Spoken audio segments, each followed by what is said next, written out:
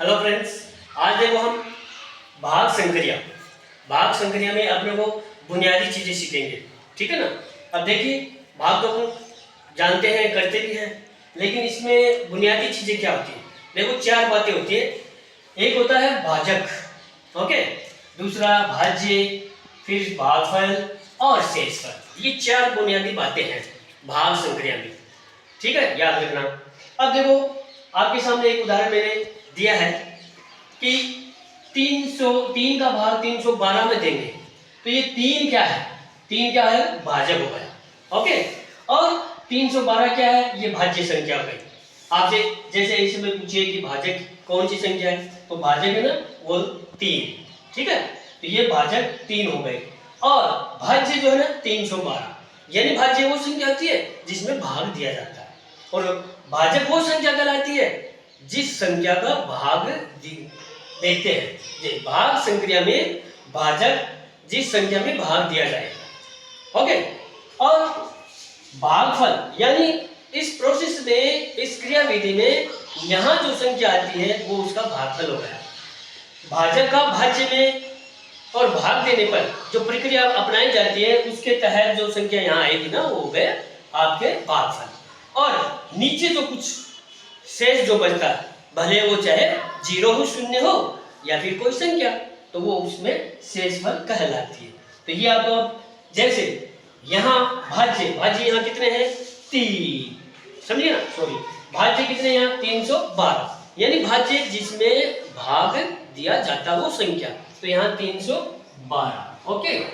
इसी प्रकार देखो, भाजक जो है ना वो जिसका भाग दे रहे हैं, तो यहाँ भाजक कितने हैं?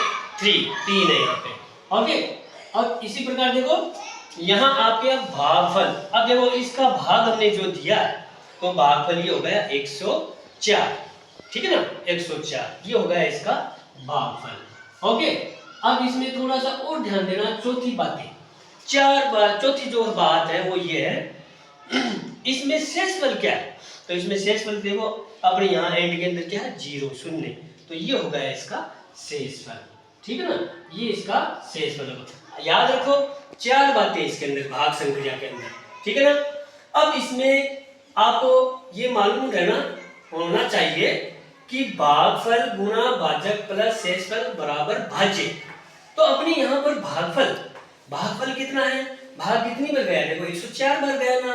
Yes, very good, 104। देखो, अब इसमें 104 लिख दिया। भाजक जो मैंने अभी बताया कि यानी किसका भाग दे रहे हैं, तो 3 का दे रहे हैं, तो ये गुना 3, ओके, प्लस। अब देखो, अभी आपके सामने ये जो भाग प्रक्रिया अपनाई गई है, तो इसमें शेषफल कितना, ये जो भाग कितनी बार गया है, भागफल क्या है? 104, ये हमने लिख दिया। नीचे शेषफल देखो, शेषफल क्या बचा अपने? शून्य, जीरो। अगर कोई संख्या होती तो वो बोल देते। अब ये क्या है? शून्य है, जीरो है, ओके, बराबर।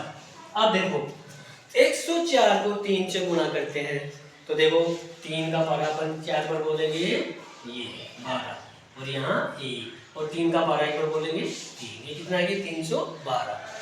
भाज्य कौन सी संख्या? आपने भाज्य मैंने अभी बताया था जिस संख्या में भाग दिया जाता है। ठीक है ना, तो ये 312, ये देखो ये बराबर अपने 312 आ रही है। ठीक है ना, तो इसमें याद रखो आप, ये भाग संक्रिया जो है उसमें बुनियादी चार बातों पे ध्यान रखना है।